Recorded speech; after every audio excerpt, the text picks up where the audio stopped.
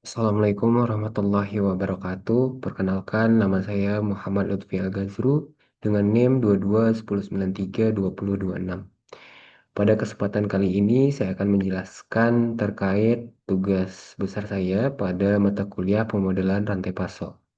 Studi kasus yang saya angkat yaitu pemodelan rantai pasok terbalik pada limbah kardus untuk produksi palet industri yang ramah lingkungan. Untuk mata kuliah ini diampu oleh Ibu Dina Rahmayanti MN. Latar belakang dari permasalahan ini yaitu limbah kardus yang terus meningkat akibat aktivitas e-commerce dan logistik, dan diketahui bahwa 11 sampai 14% dari total sampah Indonesia adalah limbah kertas dan kardus, yang dimana limbah tersebut terbuang sia-sia dan ada yang sebagian digunakan untuk keperluan lainnya. Untuk studi kasus yang saya angkat ini berlokasi di Kota Padang.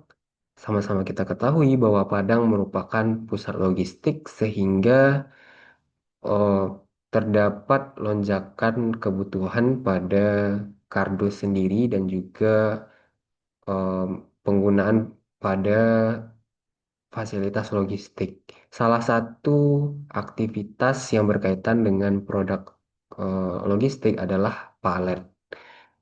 Palet biasanya digunakan untuk menopang barang-barang agar tidak rusak akibat lokasi dari pabrik atau sebuah gudang.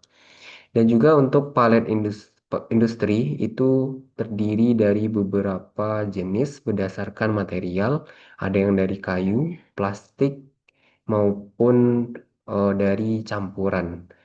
Pada studi kasus ini kita akan membahas bagaimana caranya membangun suatu model rantai pasok yang dimana palet kayu tersebut akan digantikan dengan palet buatan yang terbuat dari limbah kardus.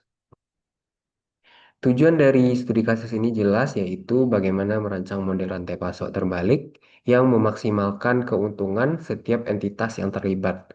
Untuk entitas yang terlibat itu mulai dari bagaimana kardus itu dibuang dari pusat-pusat logistik, e-commerce, ataupun retail-retail yang menggunakan kardus sebagai alat kemasan.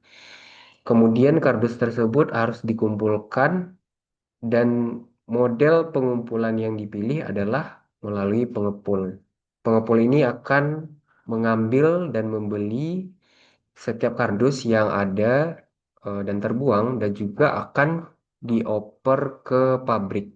Nah, di pabrik tersebut nanti akan dilakukan pengolahan dari limbah pabrik, dari limbah kardus menjadi palet industri.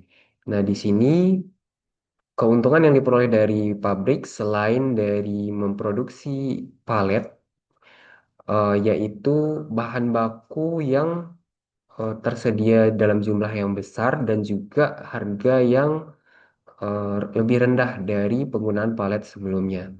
Untuk target pasar dari palet sendiri itu akan digunakan pada gudang-gudang distribusi yang memiliki tipe eh, pelanggan to pelanggan. Nah, karakteristik dari palet hasil dari limbah kardus ini yaitu lebih ringan dan juga tidak merusak lingkungan karena bahan baku yang dipakai merupakan bagian dari waste, sehingga program ini juga mendukung circular economy dan juga sustainability dalam penggunaan palet. Nah, di sini dapat kita lihat bahwa alurnya tadi kardus yang tidak terpakai akan dikumpulkan oleh pengepul dan dilakukan sortir, kemudian akan dikirimkan ke produsen palet kardus.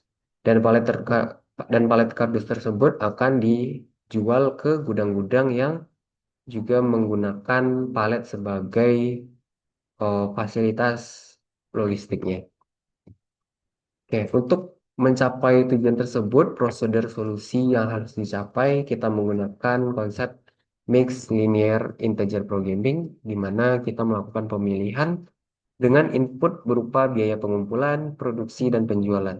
Di setiap input ini banyak yang dapat kita telusuri, mulai dari berapa jumlah atau potensi jumlah kardus yang tersedia di Kota Padang, dan juga berapa biaya pengumpulan, mulai dari transportasi dan bagaimana kita melakukan pemilihan retail yang cocok untuk dilakukan pembelian limbah kardus. Kemudian output yang diharapkan yaitu berupa jumlah limbah yang terserap, bagaimana limbah tersebut dapat kembali digunakan ataupun dimanfaatkan. Kemudian juga jumlah palet optimal yang berhasil diproduksi oleh produsen. Nah, palet tersebut juga akan dijual kepada gudang-gudang dan pusat-pusat logistik lainnya yang menggunakan palet sebagai eh, media untuk penyimpanan barang. Nah, hasil tersebut akan mencapai tiga tujuan, yaitu bagaimana membangun model yang relevan untuk kondisi logistik di Kota Padang. Di sini kita ingin melakukan reduce cost mulai dari penggunaan palet yang lebih minimize cost dan juga bagaimana memanfaatkan limbah hasil eh, kemasan berupa kardus.